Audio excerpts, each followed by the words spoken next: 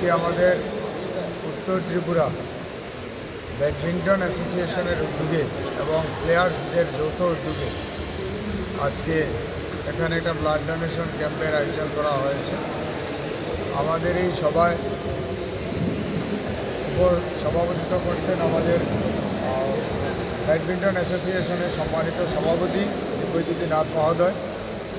উপস্থিত হয়েছেন উত্তর ত্রিপুরা বিশিষ্ট সমাজসেবী কাজল কুমার দাস মহোদয়।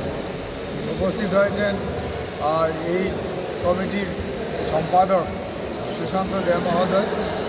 উপস্থিত হয়েছেন আরেকজন ব্যাডমিন্টনের সঙ্গে অতপ্রতভাবে জড়িত, বিগত দিনের দায়িত্বে ছিলেন আমাদের অভিজিৎ নাথ মহোদয়।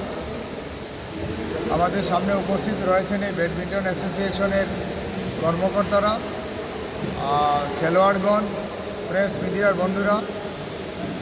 আজকে আমি ব্যাডমিন্টন অ্যাসোসিয়েশনে যারা কর্মকর্তারা রয়েছেন ওনাদের সাধুবাদ জানাই, কারণ আপনারা জানেন আমাদের ধর্মনগর জেলা হাসপাতালে দীর্ঘদিন থেকে রক্তের সমস্যা, অনেক রুগীরা রক্ত পাচ্ছেন না, সঠিক সময়ে ওনাদেরকে রক্ত দেওয়া যাচ্ছে না।